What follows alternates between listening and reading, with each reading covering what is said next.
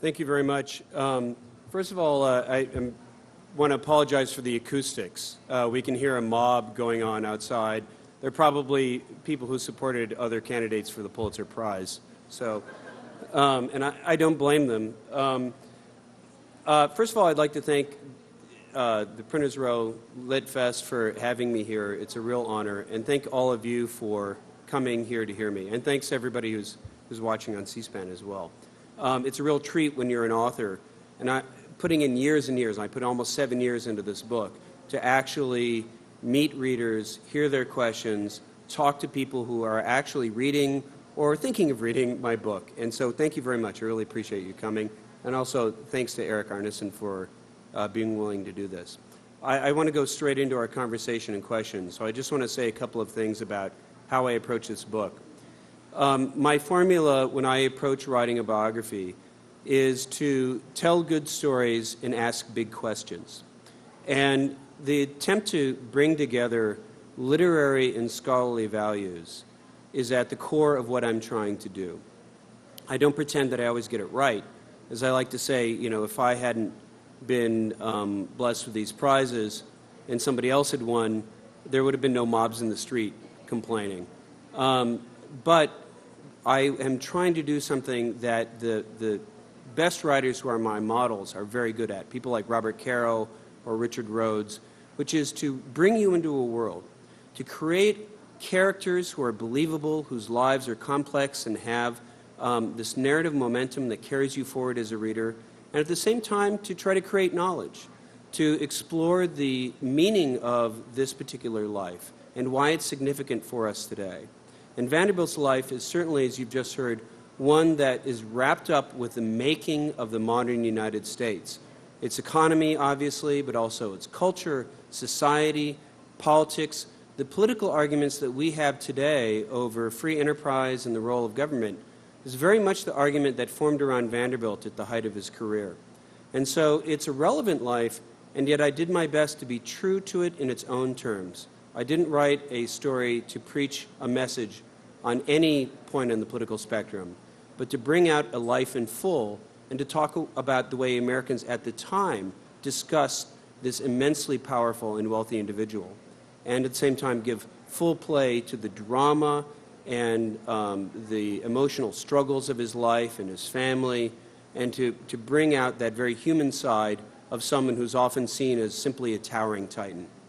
So at this point, I'd like to go ahead with a conversation. And again, please bear with us because it's very noisy in the back. I hope the television audience has an easier time than we're having. Thank you. I'd like to start with a straightforward question. When we think about captains of industry or robber barons, the word radical does not normally come to mind. It kind of brings to mind kind of a very powerful status quo. And yet, throughout the book, you portray Vanderbilt as a radical force. One who, not single-handedly, but plays a key role in transforming the nation. Could you talk about Vanderbilt as a radical?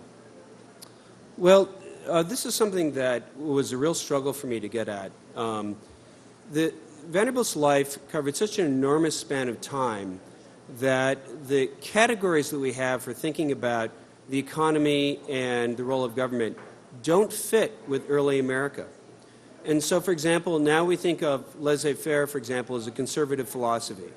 Wealthy corporations, wealthy individuals want to keep, or, you know, people farther down the economic spectrum want to keep, excuse me, government out of private enterprise. And this is seen as a conservative view. However, in the early 19th century, when there were no large enterprises, when capitalism in America, a commercial society, was just coming into being, the idea that everyone should be free to rise and compete by their own merits was actually a radical view. And in the early 19th century, America was still coming out of the 18th century republic, 18th century colonies, in which you had a hierarchical society, in which there were property requirements for voting. In New York State, you actually had 2 separate levels of property owning to be able to vote. You had to have one level of property to vote for the state assembly, and you had to have a higher level of property to vote for the governor and the state senate. And this was the world in which Vanderbilt came into. That old landed elite, landed gentry families, especially in New York, having large manorial estates up the Hudson River, they dominated the economy and politics and society in a number of ways. Vanderbilt came up from the docks, literally, sailing an open sailboat, manning the till, hauling up a sail, running a ferry between Manhattan and Staten Island in New York Harbor. And as he got into business, he represented a new vision that was very much in keeping with the new form of politics coming out of the American Revolution, an individualistic idea of society in which everyone can rise by their merits, in which the old patrician families that actually looked askance at competition, that they should be forced to fight with the rest of us, that government should stay out of the economy because in the early republic, government was seen as not leveling the playing field, but actually making the playing field uneven, giving favors to these old landed families that already had every advantage. And that comes across in one of the great episodes of the early years of his life, when he was a key player in battling the Livingston steamboat monopoly, a monopoly that had been given to Robert Livingston, one of the greatest of the landed gentry of colonial and early Republican New York. He had a legal monopoly on steamboats in New York waters. And Vanderbilt was the right-hand man of Thomas Gibbons who battled this monopoly. And they battled it, overturned it in court, and they also overturned it in public opinion as well. And Vanderbilt became very much a champion of this new vision of America in the early republic. In the pursuit of his economic empire, Vanderbilt, how do I put this, created his own foreign policy of sorts. He had a profound role in the politics of Central America. Could you reflect on how his pursuit of business advantage took him to that region and what it meant for it? Well, that's interesting. One of the, there's actually three great breaks in Vanderbilt's life when he suddenly launched into entirely new enterprises. And each of these great breaks reflects large changes in American society as well. So the first one was when he got into steamboats in this battle I just mentioned. He'd been a sailboat operator and he went into steam. And then during the years up to the start of the California Gold Rush, he was a regional steamboat operator, very important in New York and its connecting cities, but not so much a national, let alone international figure. But the California Gold Rush really brought him up to a new level and gave America its first glimpse of a world of large enterprises as well.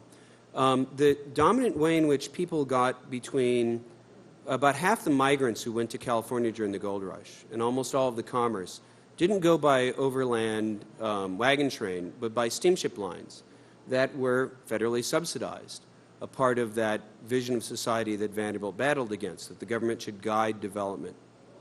So these subsidized steamship lines, the Pacific Mail on the Pacific and the U.S. Mail Steamship Company on the Atlantic, connected by way of a land crossing in Panama where a railroad was built, where the canal now is. Vanderbilt, suddenly, seeing how many thousands of people were leaving for California, suddenly sold off almost all of his regional steamboat enterprises, and he got into this international enterprise. And he competed with a federally subsidized line. He tried to build a canal across Nicaragua, which involved him in negotiations with the British, who had a protectorate over the Atlantic coast of Nicaragua, with the Nicaraguans, with the federal government. And the canal idea fell apart, but he got the rights to set up a company to carry passengers across the waterways that spanned most of the Nicaraguan isthmus. He had steamships on both lines. And suddenly he created one of the main connections between California, a state that blossomed overnight. The California Gold Rush started in the beginning of 1849. California was a state in 1850 with a population of over 100,000. So it went from an unpopulated, newly conquered territory to a major state overnight.